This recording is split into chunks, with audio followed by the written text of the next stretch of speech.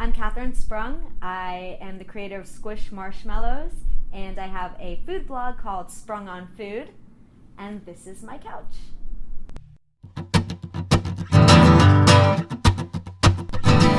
Hello, and welcome to Other People's Couches, Episode 3. Tonight I'm here with the lovely Katherine Sprung, who is a foodie of all kinds, and who I met at South by Southwest, actually. I don't think I ever met you before that. I'd heard about you. Yeah.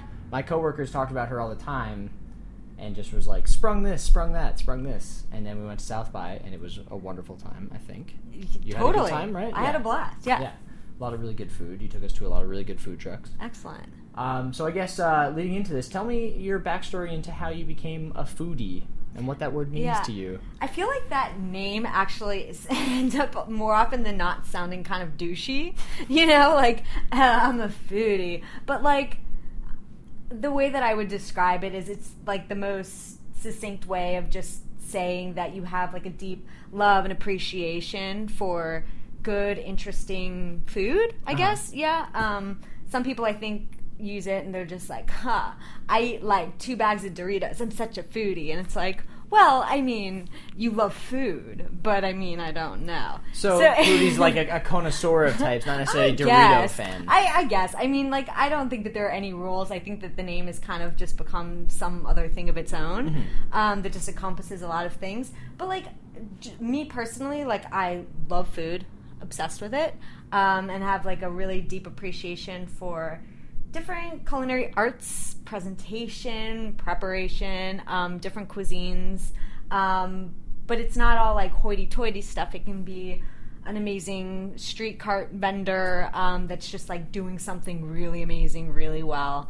And I think that honestly New York has kind of given me that. I'm originally from Orlando. It's not like land of, you know, like fancy giant food. Food desert?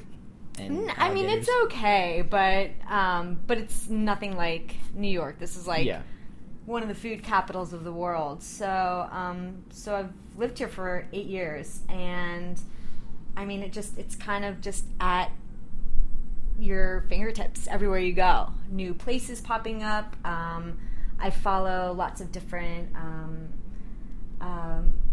reporters and e-newsletters and stuff like that for different food sites.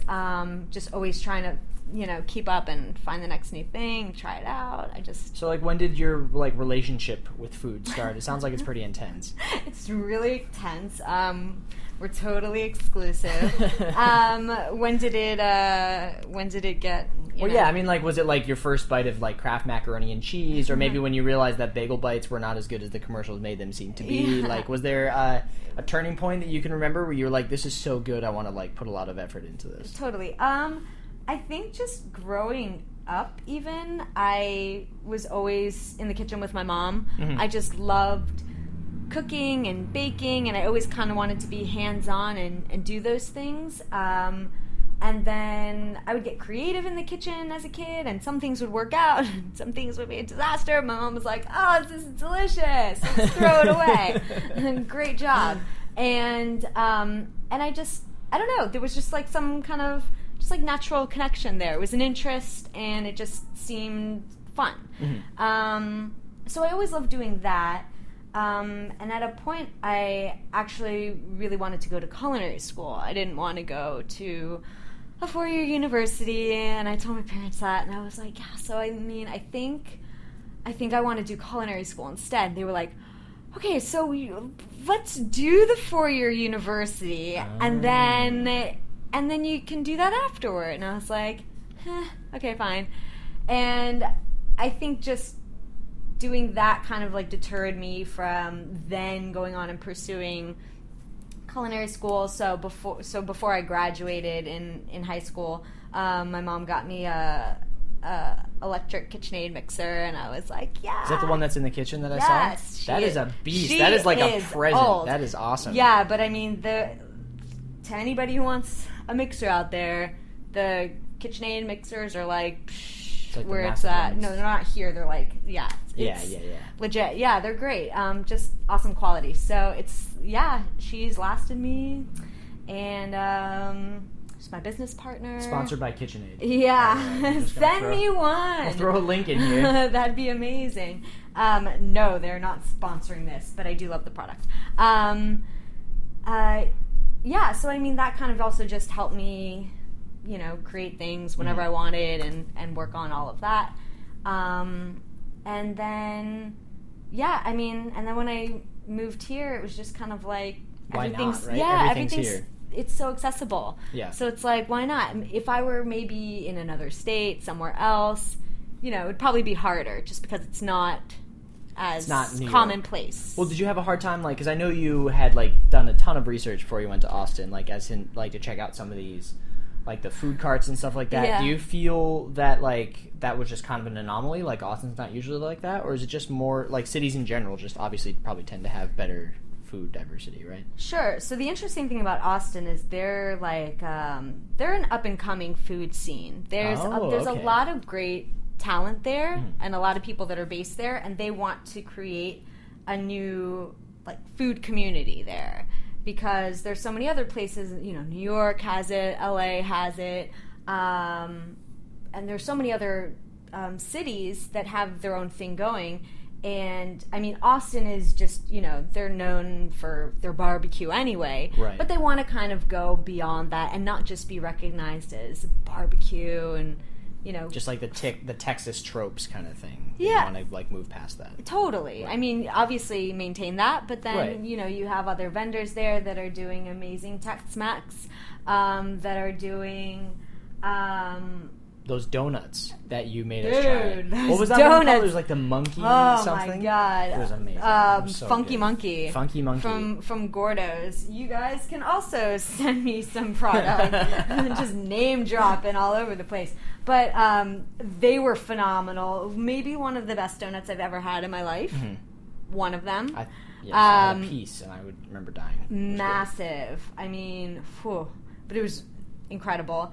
So there are a lot of, hidden gems there, a lot of different people sprouting up, doing stuff there that's exciting. And I'm a sicko and I research all of these things well in advance. If I go anywhere, if I'm visiting a new city, I'm always looking places up, going to my sources, seeing who's out there, where I should go, what I should visit and see That's and pretty eat. fantastic. It's that to me is certain people who have, and I'm not saying I don't necessarily, but certain people who have a large appreciation for art or or museums, and they seek those out and they're like, oh, let me see where I should go. This is my museum. You did mention you have a sweet tooth, and you make marshmallows. I do. And squish.com, Squish marshmallows. Squish marshmallows, and you have a lovely little Twitter and nice little icon guy, and he's just the most adorable. Tell me about Squish. Yeah. So I started Squish probably about, it's very new. He's just a little baby. True. Officially, soft launch, I'm going to say, because I'm going for a more official, larger launch probably in the fall. Mm-hmm. But just a few months ago. And it wasn't even something that I had in the works for months, that I've been thinking about for ages. It kind of just came randomly. I want to say accidentally, but in the most positive accidental way, I guess. Totally. I was writing for my food blog that I have. Sprung on Food. And trying to aggressively post as many things as I could, go to as many places as I could, and I enjoy it, and I get to see the city, and I get to visit new places, but it also, starts to get kind of expensive. Nobody's sponsoring this. That's a very good point. And nobody's sponsoring it. I'm not being paid to do it. I do it just for the love of doing it. So I was like, okay, well, let me think of how to break it up a little bit and incorporate content without, spending a lot of money. I was like, oh, well, let me throw in some recipes every now and again, stuff that's easy to make, it's accessible, it's nothing too fancy. I'll get fancy in the kitchen on my own, but if, for the average reader who doesn't have a ton of time, may have limited kitchen space, resources, whatever, just fun, simple, easy things. Yeah, okay. Was kind of like the focus. Not pivoting the site into something like that, but just incorporating it. So I, put a few recipes out there, and then I stumbled on an article that had a recipe for marshmallows one day, and I was like, no way, I didn't know you could really make marshmallow. You think of like Jet Puff in the bags and stuff like that, the and you're tiny like, ones that goes in your chocolate. Yeah, and they're great and they're fun, but that's kind of like, what I thought. I mean, I knew that other people could make them, but I was like, I can make them? Right. Great, I can make them. So I made a batch, and I was like, this was so much fun. So I had a bunch of them. So I sent some to my parents, and then I shared some with friends, and they were like, that's amazing, this is really great. And I was like, cool. And I was just kind of on a kick, and I wanted to make a new batch, but I wanted to make it with, some kind of a flavor, incorporate something else that wasn't just a plain marshmallow. I did that, thought that was fun. That batch was even better than the first one. And I just kept playing around with like a couple more batches and experimenting with flavor. And then started breaking down the recipe after I brought some to some people to try. And they were like, wow, these are great. You could totally sell these. You and brought some to our office, and I think they were gone in like 5 minutes, and I was just waiting to make sure everyone had one so that I could go in for my seconds. I was awesome. like, have you all had one yet? Okay, yeah, I'm going in for round two. So I mean, that was like the best thing, hearing that they were great, and then I was like, okay, that's amazing. And then somebody was like, you could sell this, and I was like, no, I can't sell this. And they're like, why not? And I was like, yeah, why not? Why not? Yeah, why not? You're right. Oh my God. Like, I've got nothing to lose. Like, let's do this. So, I'm kind of like an all-in person. Once I get an idea, I just run with it. Like the marathon down in Brazil. Eating my non-meat foods. So I had this one recipe, right? Yeah. But I was like, okay, well, if I'm going to do this, I'm not just going to use this person's recipe. Like, I'm going to break this down. I'm going to change ratios. I'm going to take out ingredients, add ingredients. So, luckily, like, it didn't take me a lot of maneuvering because I've been cooking. So, I knew how to take out certain things. Like, I took out corn syrup. People have a weird thing about corn syrup, even if it's not necessarily high fructose corn syrup. But just regardless, just get rid of it. I was like, let's get rid of that. Let's get rid of some other stuff. And I just wanted to focus on just using, as many like whole and natural products as I could. Of course, Are they vegan? They probably can't be. They're not right? vegan. They could be, but I would have to use vegan gelatin. And I'm just, I'm not. You're not there yet. Focusing on that right now.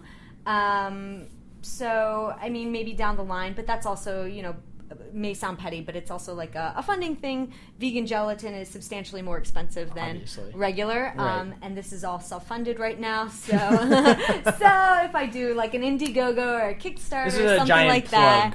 Send your money. I mean, I'm not looking for, investors or anything like that right now, but down the road, I'll probably do a campaign to raise funds for a multitude of different things and facets of the business that I will, be needing. But yeah, they're not vegan. But I do have ones that are dairy-free, gluten-free. Do you have a favorite flavor? It's hard because they're all like my children. But I think some of my favorites are other people's favorites as well. I really love. I have one that's called Peanut Butter Jelly Time. I have not had that one. Okay, well, I have some samples. Yeah, so you can totally get in on that. So, Katherine, Yes. one question I like to ask everyone on this show is tell me the story behind this lovely couch of yours. Okay, so The story of the couch itself is really not that exciting. It's pretty basic. So I can tell you what led up to getting the couch. Perfect. Which will be slightly more interesting. Not that interesting, but just a little as best as I can do for you. So before this couch, the one that I had was I just bought from the previous person of this apartment. Okay. Just easier that way. And totally fine couch, but it was, fabric and lighter. And so just, dirt and any kind of stuff just shows more on it, and I wasn't really into it, and I felt like I needed an upgrade in my life. So instead of just, dumping it, I wanted to donate it. It's like Salvation Army or something like that. To where I thought, maybe because I'm naive, that they will give these items to people in need. Okay. And I was like, okay, well, that's wonderful. There's nothing technically wrong with the couch. It's, a little bit older and it's a little bit worn, but it's still a couch. You can still sit on totally it, a couch. everything. You can sit your ass on it. It serves its purpose. So you call them up and they come over with their truck and they send a guy in, and but they survey it before they take it, and they can decide whether to take it or not. And I didn't realize that, so I was sweating. I'm like, oh my god, you have to take this couch. What the hell am I gonna do? I already ordered this couch just online. I'm like, it's gonna be delivered tomorrow. You can't have two couches. I gotta in the get same this shit apartment. out of here right now. It's gonna be it's like a couch party. I would look like a crazy person with couch party. couches everywhere. All I want to do is sit.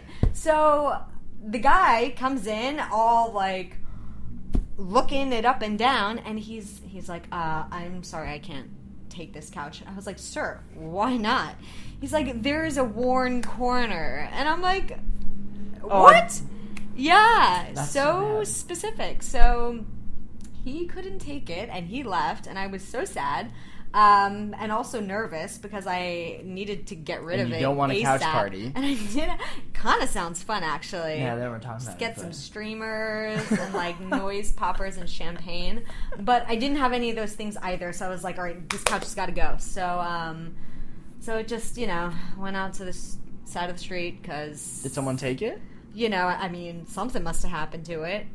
Right? I feel like but anything you put out into the corner, it's always something's going to happen. Because you never see anyone take it. No. You never, I don't know of any garbage men ever dealing with it. I just know that, I put it out there, and when I come out the next morning, it's gone. It disappears. It's like the one sock wonderland. Yes, exactly. They all are together. There's socks and couches somewhere out there in Narnia. Just don't stand on a corner, overnight, because you won't be there. Disappear. You're going to disappear. Yeah. Oh, my God. I think that's we're what onto David something. Blaine does. He just stands in a corner for a long time. Just need and then a right corner. before it happens, he calls around a crowd. He's like, Yeah. guys, watch this. Yeah. And it's just And then at a certain magical hour, he's gone.